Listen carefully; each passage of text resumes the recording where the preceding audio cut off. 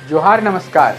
झारखंड समेत देश दुनिया की तमाम बड़ी खबरों में से कुछ प्रमुख खबरों पर आइए नजर डालते हैं। जोहार दर्शकों, स्वागत है आपका आज के ताज़ा समाचार बुलेटिन में। हम आपके लिए लेकर आए हैं झारखंड और देश दुनिया की बड़ी एवं महत्वपूर्ण खबरें। तो चलिए बिना देर किए शुरू करते हैं। सबसे पहले बात झारखंड की। जेपीएससी जेएसएससी परीक्षा विवाद, सरकार और छात्र प्रतिनिधियों की बैठक का नहीं निकला कोई निष्कर्ष, आंदोलन जारी रहेगा, इस बार छात्र नहीं ठगेंगे, परीक्षा रद्द करने की मांग पर अड़े। बैठक का समय और स्थल ऐसा रहा। जेपीएससी जेएसएससी परीक्षा विवाद को लेकर जारी आंदोलन के 14वें दिन शुक्रवार को रांची स्थित स्टेट गेस्ट हाउस में शाम 7:45 बजे से रात 9:25 बजे तक लगभग 1.5 घंटे सरकार और आंदोलनकारी छात्रों के बीच वार्ता हुई। प्रतिनिधिमंडल में ये रहे शामिल सरकार की ओर से मंत्री सुदिव्य कुमार सोनू, मंत्री दीपिका पांडे सिंह, मंत्री चमरा लिंडा, मंत्री संजय यादव और अपर मुख्य सचिव अजय कुमार सिंह। छात्रों की ओर से 10 सदस्यीय डेलीगेट्स प्रवींद्र पासवान, पीयूष कुमार, राजेश प्रसाद, नीतू कुजूर, अंकित राज, कार्तिक सोरेन, शालू कुमारी, रविंद्र कुमार रवि, आनंद कुमार और अंकित कुमार। छात्रों की मुख्य मांगें: 14वीं जेपीएससी पीटी परीक्षा में हुए कदाचार और धांधली के कारण परीक्षा परिणाम को तत्काल रद्द किया जाए।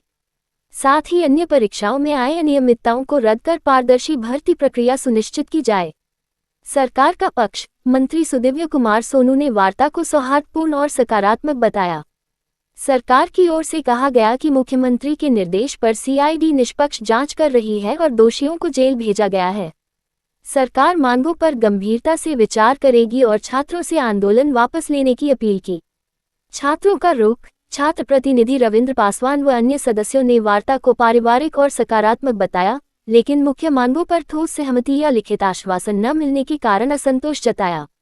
निष्कर्ष: अंत में वार्ता बेनतीजा रहने के कारण छात्रों ने अपना आंदोलन जारी रखने का निर्णय लिया है और 10 अगस्त को पूर्व निर्धारित विधानसभा घेराव का आह्वान किया है।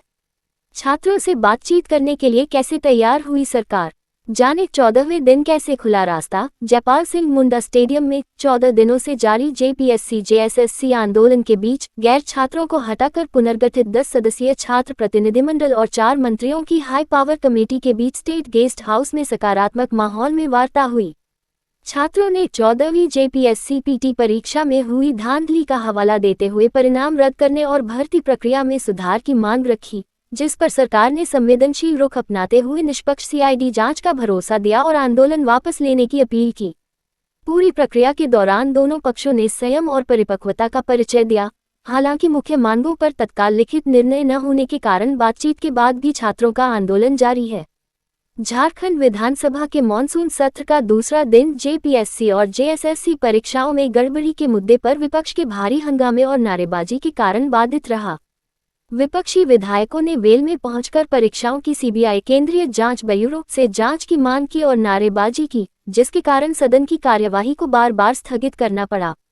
नेता प्रतिपक्ष बाबूलाल मरांडी ने अदालत की निगरानी में सीबीआई जांच की मांग रखी, जबकि संसदीय कार्य मंत्री राधाकृष्ण किशोर और मंत्री सुदिव्य कुमार सोनू ने सरकार को छात्रहितैषी बताते हुए विपक्ष के आरोपों को राजनीति से प्रेरित बताया। हंगामे के बीच ही वित्त मंत्री ने वित्त वर्ष का पहला अनुपूरक बजट सदन के पटल पर रखा, जिसके बाद स्पीकर रविंद्रनाथ महतो ने कार्यवाही को पुनः स्थगित कर दिया। जेपीएससी नियुक्ति घोटाले में सीआईडी अब मुख्य सूत्रधारों और रसूखदारों तक पहुंचने के लिए पूर्व अध्यक्ष एल खियांते से पूछताछ और 19 गिरफ्तारियों के बाद आयोग के 3 सदस्यों को समन भेजकर सोमवार से पूछताछ करेगी। मुख्यमंत्री हेमंत सोरेन के निर्देश और कड़ी निगरानी में चल रही इस जांच के तहत अभ्यर्थियों द्वारा भेजी गई लगभग 2000 ओएमआर शीटों की फॉरेंसिक जांच की जा रही है। पूर्व अध्यक्ष के कंप्यूटर ऑपरेटर और टीडीपीएल के लेखापाल से मिले फोन डेटा और साक्ष्यों के आधार पर सीआईडी ने राज्य के अंदर और बाहर जांच का दायरा तेजी से बढ़ा दिया है। रांची के बरियातू निवासी एफ्स अधिकारी अंजनी कुमार सहाय को यूक्रेन में भारत का नया राजदूत नियुक्त किया गया है, जिन्हें शुक्रवार को राष्ट्रपति द्रौपदी मुर्मू ने औपचारिक नियुक्ति पत्र सौंपा। माली और मॉरिटानिया में राजदूत रह चुके अनुभवी कूटनीतिज्ञ अंजनी कुमार सहाय शनिवार को परिवार के साथ यूक्रेन रवाना होंगे, जहां वे दोनों देशों के द्विपक्षीय संबंधों को मजबूत करने की जिम्मेदारी संभालेंगे। विदेश मंत्रालय द्वारा 7 जुलाई को घोषित इस महत्वपूर्ण उपलब्धि और वैश्विक स्तर पर झारखंड का मान बढ़ाने के लिए पूरे राज्य और रांची में खुशी का माहौल है। झारखंड कर्मचारी चयन आयोग जेएसएससी ने झारखंड क्षेत्रीय कार्यकर्ता परीक्षा 2024 जेआरडब्ल्यूसी की औपबंधिक प्रोविजनल मॉडल आंसर कुंजी जारी कर दी है। अभ्यर्थी 11 अगस्त 2026 की मध्य रात्रि तक केवल आधिकारिक वेबसाइट के ऑनलाइन लिंक के माध्यम से लॉगिन कर साक्ष्यों के साथ अपनी आपत्तियां दर्ज करा सकते हैं। डाक या ईमेल जैसे अन्य माध्यमों से प्राप्त आपत्तियां स्वीकार नहीं की जाएंगी और विशेषज्ञ समिति की समीक्षा के बाद फाइनल आंसर की के आधार पर ही परिणाम तैयार किया जाएगा। रिम्स की 65वीं शासी परिषद जीबी की बैठक में वरिष्ठ डॉक्टरों की आपत्ति के बाद विभागाध्यक्षों एचओडी की 3 वर्षीय रोटेशन प्रक्रिया पर अचानक रोक लगा दी गई है। इस फैसले से रिम्स के 60 डॉक्टर नाराज हैं, जिन्होंने एनएमसी की गाइडलाइन, हाईकोर्ट के निर्देश और 2021 की जीबी बैठक के फैसलों का हवाला देते हुए स्वास्थ्य मंत्री और सचिव को पत्र लिखा है। डॉक्टरों का आरोप है कि अन्य प्रोफेसरों के विभागाध्यक्ष बनने की बारी आते ही इस नियम को रोका गया है, जबकि प्रबंधन ने वरिष्ठता से जुड़े असंतोष को देखते हुए अधिसूचना पर रोक लगाई है। झारखंड राज्य चिकित्सा एवं जन स्वास्थ्य कर्मचारी संघ के प्रतिनिधिमंडल ने स्वास्थ्य विभाग द्वारा जुलाई 2026 में जारी स्थानांतरण आदेशों में अनियमितताओं और नियमों के उल्लंघन का आरोप लगाया है। संघ के प्रदेश महासचिव शैलेंद्र कुमार तिवारी और अन्य पदाधिकारियों ने अपर मुख्य सचिव तथा निदेशक प्रमुख को ज्ञापन सौंपकर 6 प्रमुख बिंदुओं पर गंभीर आपत्ति दर्ज कराई। आपत्तियों में वर्तमान जिले में ही स्थानांतरण, सेवानिवृत्ति के निकट कर्मियों का तबादला, पदस्थापना अवधि पूरी होने से पहले फेरबदल और प्रशासनिक आधार के अस्पष्ट कारण शामिल हैं। प्रतिनिधिमंडल ने नियमों के विपरीत जारी स्थानांतरण आदेशों को तत्काल स्थगित करने, संशोधित सूची जारी करने और भविष्य में पूरी प्रक्रिया को पारदर्शी व नियमसम्मत बनाने की मांग की है। झारखंड सरकार ने मानसून सत्र के दूसरे दिन वित्तीय वर्ष 2026 से 27 के लिए 8,399.31 करोड़ रुपए का पहला अनुपूरक बजट पेश किया, जिसमें 7,256.25 करोड़ रुपए राजस्व और 1,143.06 करोड़ रुपए पूंजीगत व्यय के लिए प्रस्तावित हैं। बजट में ग्रामीण विकास 4,258.67 करोड़ रुपए, शिक्षा 946.31 करोड़ रुपए और कल्याण विभाग 912.45 करोड़ रुपए को सर्वाधिक आवंटन दिया गया है। बुनियादी ढांचे, स्वास्थ्य और पेयजल योजनाओं को गति देने के लिए पूंजीगत व्यय पर विशेष जोर दिया गया है, जिसे विनियोग विधेयक पारित होने के बाद लागू किया जाएगा। पंचायती राज को सिर्फ 244 करोड़ दिया जाना कई सवाल खड़ा करता है। रांची के बीआईटी मेसरा ओपी क्षेत्र में जमीन दिलाने के नाम पर जालसाजी के 2 अलग-अलग मामले सामने आए हैं, जिनमें पीड़ितों से कुल 24.71 लाख रुपए की ठगी की गई है। पहले मामले में बरियातू निवासी दंपति से गेतलातू मौजा में जमीन का इकरारनामा कर 20.51 लाख रुपए हड़पने और जमीन दूसरे को बेचकर जान से मारने की धमकी देने का आरोप जितेंद्र कुमार यादव पर लगा है। दूसरे मामले में नेवरी निवासी मुन्नी कुमारी से 4.20 लाख रुपए ऐंठने के बाद अशोक कुमार मेहता पर बाकी रकम मांगने पर 10-15 लोगों के साथ घर में घुसकर मारपीट और धमकी देने का आरोप है, जिस पर पुलिस ने प्राथमिकी दर्ज कर जांच शुरू कर दी है। पलामू के राहुल क्रांति और कोडरमा के ब्रजकिशोर की जयपाल सिंह स्टेडियम में अनशन व बारिश में भीगने से तबीयत बिगड़ने पर उन्हें सदर अस्पताल में भर्ती कराया गया। नेता प्रतिपक्ष बाबूलाल मरांडी ने अस्पताल पहुंचकर दोनों छात्रों का हालचाल जाना, उनके संघर्ष व साहस का समर्थन किया और उनका उत्साहवर्धन किया। मरांडी ने अनशनकारी छात्रों से हठधर्मी सरकार के खिलाफ लंबी लड़ाई लड़ने की बात कहते हुए अपनी जान जोखिम में न डालने और अनशन समाप्त करने का आग्रह किया। नामकुम में आयोजित कांग्रेस के मिलन समारोह में विभिन्न दलों के दर्जनों नेताओं और कार्यकर्ताओं ने पार्टी के वरिष्ठ नेताओं व मंत्रियों की मौजूदगी में कांग्रेस की सदस्यता ग्रहण की। कार्यक्रम के दौरान कांग्रेस नेताओं ने भाजपा और आरएसएस पर संवैधानिक संस्थाओं को कमजोर करने व धर्म की राजनीति करने का आरोप लगाते हुए संगठन को मजबूत करने का आह्वान किया। वहीं भाजपा नेता अशोक मुंडा ने पलटवार करते हुए कहा कि केवल पद की लालसा रखने वालों के जाने से पार्टी पर कोई फर्क नहीं पड़ेगा। झारखंड हाईकोर्ट ने पलामू के सहायक शिक्षक नंदूराम की सेवा पुनर्बहाली और बकाया वित्तीय लाभ न देने से जुड़ी अवमानना याचिका पर सुनवाई करते हुए राज्य सरकार व डीएसई के जवाब पर कड़ी नाराजगी जताई। 1999 में नियुक्त शिक्षक को बीमारी के बाद वापसी पर बर्खास्त कर दिया गया था, जिसके खिलाफ एकल पीठ द्वारा पुनर्बहाली व सभी सेवा लाभ देने के आदेश को राज्य सरकार की अपील में भी बरकरार रखा गया था। आदेश का पूर्ण अनुपालन न होने पर अदालत ने मामले को बेहद गंभीर माना और पलामू के उपायुक्त डीसी को 2 सितंबर को व्यक्तिगत रूप से कोर्ट में हाजिर होकर स्थिति स्पष्ट करने का निर्देश दिया। पश्चिमी सिंहभूम चाईबासा जिले में सुरक्षा बलों के बढ़ते दबाव और पुनर्वास नीति से प्रभावित होकर 10 लाख रुपए के इनामी जोनल कमांडर सालुका कायम उर्फ भुवनेश्वर ने जिला पुलिस के समक्ष आत्मसमर्पण कर दिया। उसके साथ 1 लाख रुपए की इनामी कोदो मुनिकोड़ा उर्फ पद्मनी और पिंकी नामक 2 महिला माओवादी कैडरों ने भी हथियार डालकर मुख्यधारा में लौटने का फैसला किया। पुलिस मुख्यालय ने तीनों के आत्मसमर्पण की आधिकारिक पुष्टि की है, जिसे कोल्हान क्षेत्र में सक्रिय भाकपा माओवादी संगठन के नेटवर्क के लिए एक बड़ा झटका माना जा रहा है। केंद्रीय औद्योगिक सुरक्षा बल CISF ने गुप्त सूचना के आधार पर 6 और 7 अगस्त की दरमियानी रात संयुक्त अभियान चलाकर ECL के मुगमा क्षेत्र से लगभग 13.20 लाख रुपए मूल्य का 218.9 मीट्रिक टन अवैध कोयला और 2 मोटरसाइकिलें जब्त की। ये कार्रवाई CISF उत्तर पूर्व क्षेत्र के उच्च अधिकारियों के मार्गदर्शन में जीरो कोल लीकेज प्लान और MMDR अधिनियम के तहत राष्ट्रीय संपदा की सुरक्षा के लिए की गई। विभिन्न सुरक्षा इकाइयों के समन्वय से हुई इस त्वरित कार्रवाई से कोयला तस्करों में हड़कंप मच गया है और अधिकारियों ने भविष्य में भी ऐसे अभियान जारी रखने की बात कही है। हजारीबाग के बड़कागांव में 25 जुलाई के गोलीकांड के आरोपी और गैंगस्टर प्रिंस खान गिरोह के गुर्गे अंकित कुमार पांडेय को पुलिस ने हिरासत में लिया, जिसके मोबाइल चैट से अपराध में संलिप्तता की पुष्टि हुई। आरोपी की निशानदेही पर बंद पड़े गैस प्लांट के पास हथियार बरामदगी के दौरान उसने पुलिस बल पर फायरिंग कर भागने की कोशिश की। जवाबी और आत्मरक्षार्थ कार्रवाई में पुलिस की गोली पैर में लगने से वह घायल हो गया, जिसे गिरफ्तार कर इलाज के लिए रेफर किया गया और मौके से देसी पिस्तौल, कारतूस, बम व धमकी भरे पर्चे बरामद किए गए।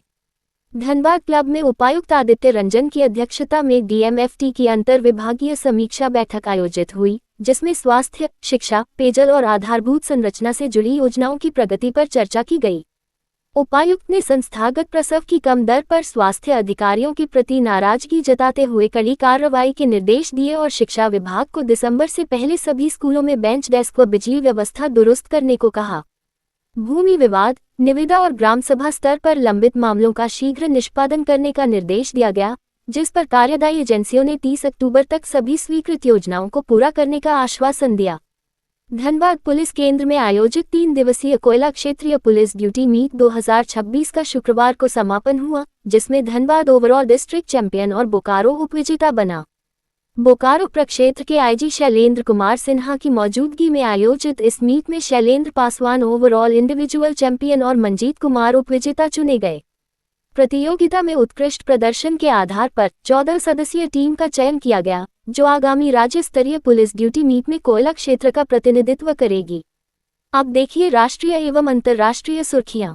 अमेरिकी सीनेट ने 86 बनाम 11 के बहुमत से एक विधेयक पारित किया है, जो राष्ट्रपति को रूस से बड़े पैमाने पर तेल और गैस खरीदने वाले देशों जैसे भारत और चीन से आने वाले सामानों पर 100% तक अतिरिक्त टैरिफ लगाने का अधिकार देता है। इस विधेयक का मुख्य उद्देश्य रूसी ऊर्जा से होने वाली कमाई को सीमित करके यूक्रेन युद्ध के संदर्भ में मॉस्को पर आर्थिक दबाव बनाना है और इसमें ईरान से जुड़े प्रतिबंधों को बढ़ाने का प्रावधान भी शामिल है। ये टैरिफ तत्काल लागू नहीं हुआ है क्योंकि विधेयक को अभी अमेरिकी प्रतिनिधि सभा से मंजूरी मिलनी बाकी है और कानून बनने के बाद भी अंतिम फैसला राष्ट्रपति तथा निर्धारित शर्तों पर निर्भर करेगा। हालांकि इस कदम का भारत अमेरिका व्यापार वार्ता पर पड़ने वाले दीर्घकालिक असर को लेकर स्थिति अभी स्पष्ट नहीं है, फिर भी ये द्विपक्षीय आर्थिक संबंधों और व्यापार समझौतों के लिए एक नया संवेदनशील विषय बन सकता है। इजरायली मीडिया और रिपोर्टों के अनुसार ईरान के सुप्रीम लीडर मोजद्बा खामेनेई की हालत अत्यंत गंभीर बताई जा रही है और उनके अस्पताल में भर्ती होने तथा शहादत की अफवाहें तेजी से फैल रही हैं। 28 फरवरी 2026 को पद संभालने के बाद से ही अपनी सार्वजनिक गैर मौजूदगी, चोटिल होने के दावों और लिखित संदेशों के जरिए संवाद करने के कारण उनकी स्थिति को लेकर सवाल बने हुए हैं।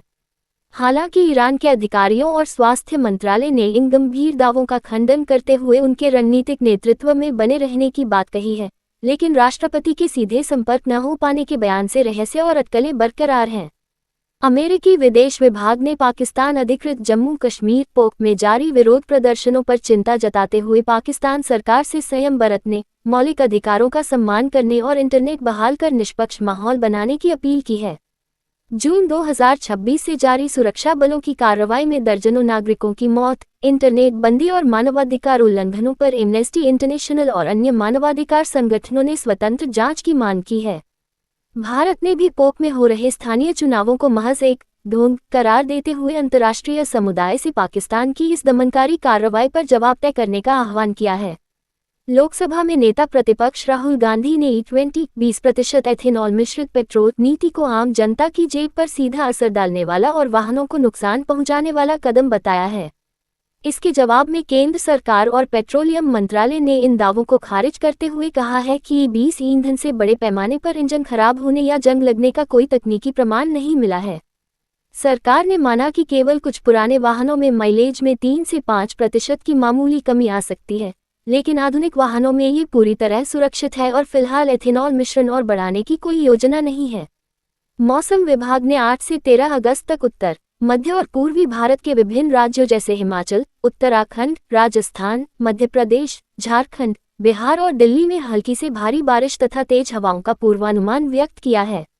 झारखंड के उत्तर पूर्वी जिलों में 9 अगस्त को भारी बारिश और बिहार तथा दक्षिण बंगाल में गरज चमक व तेज हवाओं के साथ बारिश को लेकर येलो अलर्ट जारी किया गया है। 2 चक्रवाती परिसंचरण और मानसून ट्रफ लाइन के सक्रिय होने से राजस्थान, बंगाल और मध्य प्रदेश सहित कई राज्यों में अगले कुछ दिनों तक मानसून के पूरी तरह प्रभावी रहने की संभावना है। ये थी आज की बड़ी खबरें। अगर आप ऐसे ही अपडेट्स पाना चाहते हैं तो हमारे YouTube चैनल को सब्सक्राइब करें, Facebook पेज को लाइक करें और इस वीडियो को लाइक एवं शेयर जरूर करें। फिर मिलेंगे अगले बुलेटिन में। तब तक के लिए जोहार और नमस्ते।